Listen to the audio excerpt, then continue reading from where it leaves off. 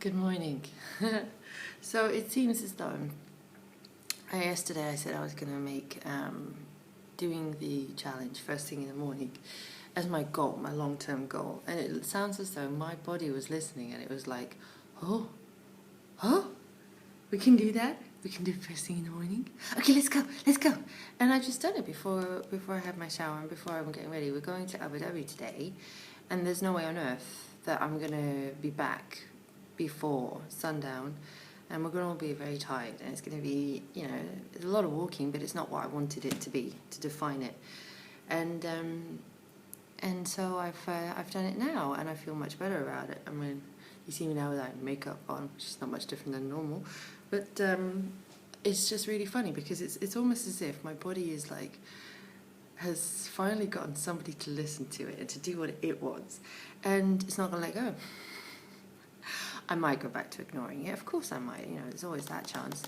But it doesn't like being ignored and doesn't want to be ignored. And so it's quite funny how that's happened. How I've said, I'm going to make it a goal to do it first thing in the morning. And today I have. I'm not about to say that it's going to happen every day.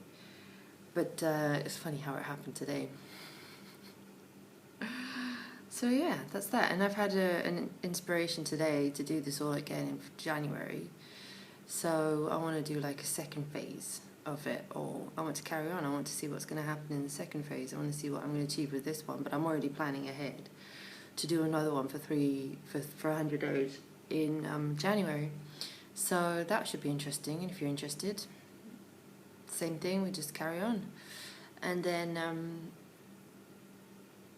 so I've had inspiration for that, and I've noticed that yesterday a lot of negativity in my head has come up, and as I've worked through that, through a lot of like, you don't deserve this, if I work through all of that, then I wake up and I bust it out straight away in the morning. So I think the most important thing I think from today is to listen to your body, and most of the time we're tuned out of our bodies because we're busy. We're grown-ups and we've got to provide normally for ourselves somebody else, and so there are other priorities than listening to our bodies, and we think that listening to your body is for somebody who has that as a job. Well, I don't think that's quite true anymore. I don't think it should be true that somebody who works with physical education or physical exercise, or what do you call it, training, should get to work on their body every day. So I just had a morning interrupt. My two children bringing me my phone and then telling me a story about what they found for their stuff that we're going to be taking to Abu Dhabi today, because we need to make sure we have all our things together. We're training them that way. They had their clothes picked out yesterday.